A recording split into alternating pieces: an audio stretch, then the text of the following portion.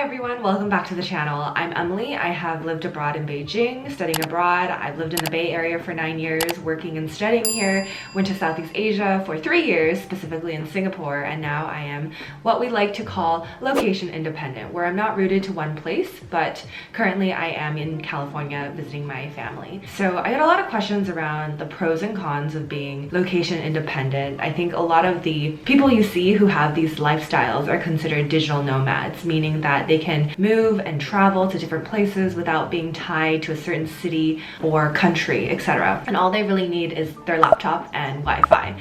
So I want to discuss the pros and cons of having this kind of lifestyle, because there's a lot that goes out in the news that glamorize it, and you know, a lot of these people are like, wow, it's such a great lifestyle to live. But I think I'm very realistic in the sense where there are pros and cons to everything, and so I want to share that with you and share the experiences that I had. But before we get started, I want to talk about careers. They're a platform that are teaching non-technical folks to get into tech, and this means you can go into sales engineering, systems engineering, or even UX design. There's a lot of courses available for you. You'll be attending live classes, you'll be meeting other people in the same cohort, you get one-on-one mentorship and guidance, as well as a community to job search together and work together towards a career in tech. For career graduates, it's taken them roughly 2 to 4 months to find a job. Many of these graduates will earn a salary ranging from $65K to $105K. They are fully committed in finding a job for you, and if you aren't able to find a job in tech after the 1 year, then they will fully refund you 100%. They have already helped 1,000 graduates find tech jobs across 40 different states in the US. If you are interested, you can click on the link down here in my bio and you can get a discount. Start your journey towards a career in tech today. So the pros of having a nomadic lifestyle. Number one, definitely is the schedule flexibility. I think when you have a whole schedule, generally in a 9 to 5, you get on public transportation, you go into the office, you say hi to your boss, you like work basically at your desk. Like, it's very structured. I think when you're a digital nomad, a lot of the times you're on your own, you are working by yourself or with other people, but you have those hours that are very flexible, and you need to figure out, you know, at 10 a.m. I'm working on this specifically, or you know, 4 p.m. I'm taking calls. There's so much flexibility in your schedule. I think that's honestly a pro, because maybe you need to run out, do some dental cleaning, or you want to work by the beach, you know, at a cafe. There's so much flexibility that no one is really breathing down your neck, and a lot of digital nomads, especially like myself, really enjoy that kind of lifestyle. As given with all travel, I think that travel in general just makes you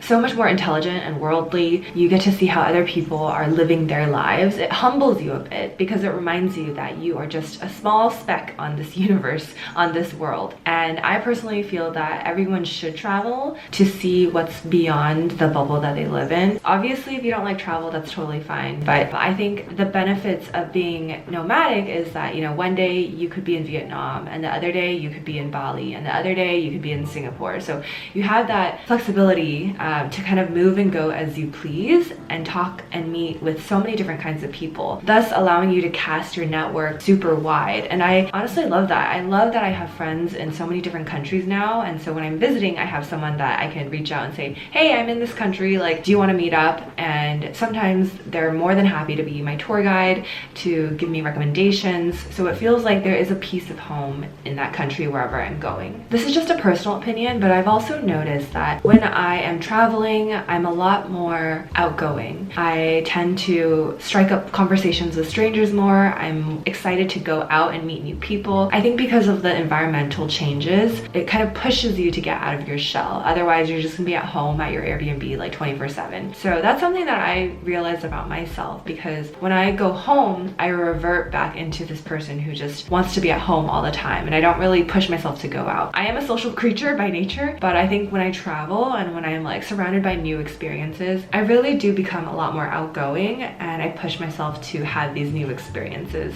And I feel like my life is just a lot more fulfilling in that way sometimes. Lastly, I personally believe that having nomadic lifestyle isn't just about traveling, honestly. It's around having the optionality to do the things that you want to do at any given time. The optionality to see my parents when they're in Taiwan, because they are aging and they're getting older. Before, I used to only see them once a year for like a week, and then I'd have to rush home and start working again. But now I can see them for 3 months at a time, which is what I did this year. Spend quality time with them, take them out to eat, and you know, treat them out on trips. It truly is the optionality. I think the travel part does get old after a certain extent, because when you're always on the go, it gets really exhausting living out of your luggage. So I personally, after I traveled so much, I realized I was like, actually, it was really just all about the optionality to like visit my friend in New York because I missed her, or, you know, go back to Singapore because there's an event that I'm working on, or it's just having the option to do the things that you want to do without getting permission from your manager and your manager's manager, etc. It's really the flexibility to be able to carve out the time that you need and to see the people that you want to see. Because at work, again, you don't get to choose who you work with sometimes. Like, let's say you have a very structured 9 to 5. You see the same people all the time. You probably see them more than your spouse. And for me, like for someone who had a really toxic first job, I'm a little traumatized by how that was. So I think for me, I'm like, it makes sense to have a little bit more flexibility. Corporate jobs are not a bad thing. It's a lifestyle option. Again, there's no good or bad, and I'm not saying like everyone should become a digital nomad or whatever. It's more of, I found what works for me and I'm sticking with that. If you have a corporate job, that's totally fine. There's so much stability and benefits included in that as well. So I just want to put that out, preface it. So let's talk about the cons of being a nomad. And I think these cons get stronger as you get older. This is my hot take on it personally, because I am nearing my 30s. I'm 29, turning 30 this year. And the cons that I noticed is there has been an increasingly amount of friends around me who are settling down, buying homes, getting cars, getting dogs, having children.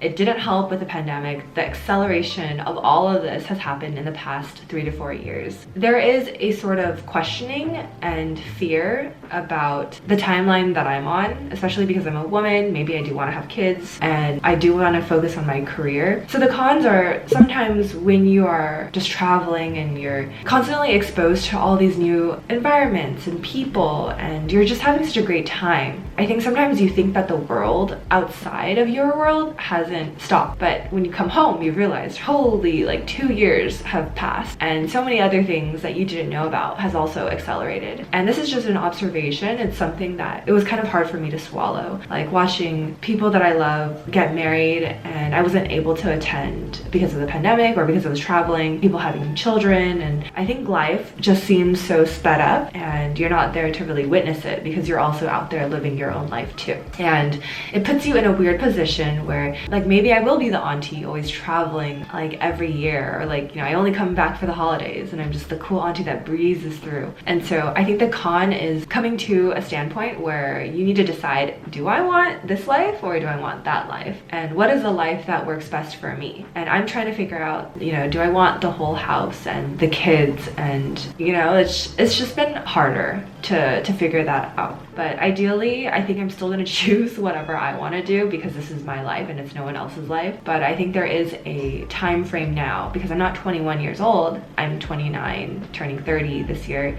And if I want children, that's more of like an internal thought bubble I need to think about. Kind of a con, but also just a thought that I've been mulling over for a while. To extend on that point as well, it is hard to keep in contact with people when you're always on the go and when you're on different time zones. So for me, when I was in Asia, it was really hard to keep in contact with friends back at home. Like we would maybe talk once a month, maybe every other month. What I found to be very helpful actually was voice notes. So it felt like I was talking to them on the phone without the scheduling of the call, etc. So that made me feel a lot closer. But a lot of it, again, was just like high details. It's just like a brief overview of like how your life was going. I personally feel like I need to be near someone and to be vulnerable with them to feel closer with them. And so not to say that I've fallen out with a lot of my friends, but there's a lot of work that needs to be done to get back to where we were. I still have a lot of great friends in California, but it takes a lot of work to kind of reconnect and rebuild those friendships up. Other cons I would say is if you are a freelancer, which a lot of digital nomads are, that means you're constantly working on a different bunch of projects. Maybe you're always trying to secure another project.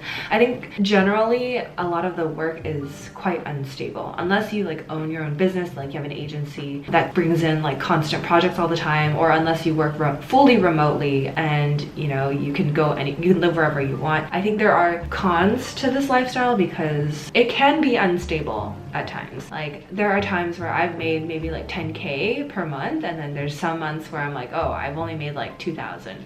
So it's super like, will go up and down, it'll fluctuate depending on like how hard I'm trying to work that month. I do miss sometimes like the stable paycheck that comes in every month. I really do miss that sometimes, but I'm not at that point where I'm ready to go back to like a full-time job yet. One of the other things I wanted to mention as well, and this is like maybe more of like an American thing perhaps, is when you're abroad, you can really stretch your dollars, basically is what I'm saying. Like you can stretch your dollars if you're living in a lower cost of living country. But a lot of the digital nomads I've seen, they fall in this pit of, hey, like, you know, I can stretch my dollars so much, I don't need to make more because I can make this amount and just survive off of this amount. But what I realized is when you come back to the States, where you have to tip 15 to 25% sometimes, you have to tip for everything, which is like the bane of my existence. I hate tipping.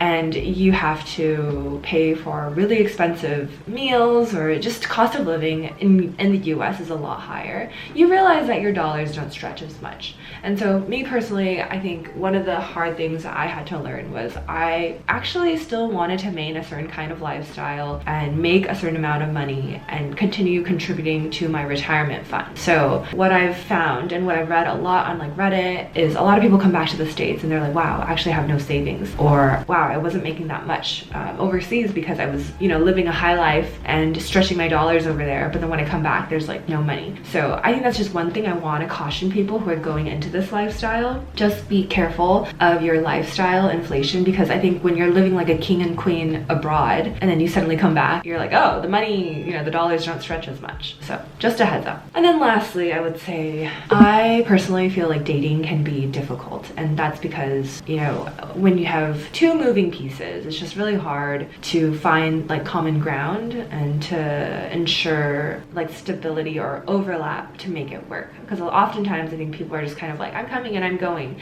Everyone's super transient, and again, it's two people need to make a decision if they want to continue traveling together or if they want to like continue whatever is going on. I think I personally, it just takes a lot of exposure and consistency for me to fall in love with someone, and I think dating abroad just has not been my cup of tea. It has worked for other people, I will say though. If you watch Netflix, there's a show called The Third Longest Date, and it's like two people from the East Coast go to Costa Rica and they like meet each other and they like each other, and then the third day is Costa Rica and COVID happens and they're stuck in Costa Rica for like months.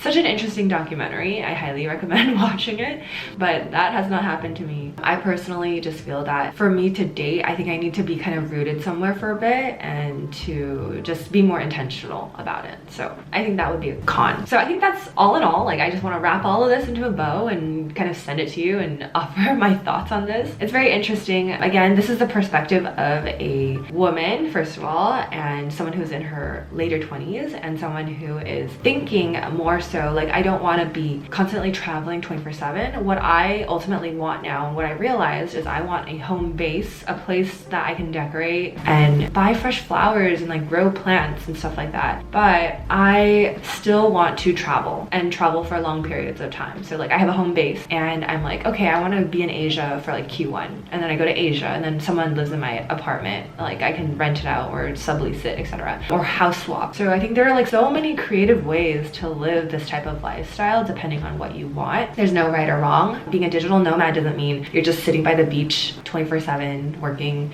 and that's all you do. It's not like that anymore. Those days are long gone. Like the people that you are witnessing living this very location independent life, a lot of them are like high earners, entrepreneurs, very serious about their business and their craft. They have intention about like where they're traveling to and what they're doing. And so I personally, I hope I want to be like one of those people, and I want to kind of uncover that kind of lifestyle because it's not something that we see quite often. But I think in the end, what we all really want to achieve is just the optionality of choice, and that's what I want as well. So I hope you found this video super useful. If you have any questions, feel free to comment down below. I just need more ideas. I want to know what you guys are thinking, what you need help with, whether it's, you know, do you want to move abroad to Asia? Do you want to work in the US? Do you want to become a solopreneur? Like, do you want to learn how I'm building communities? I think I just need some feedback from the community, and I would love to hear them all. So looking forward to it, and see you guys all in the next video.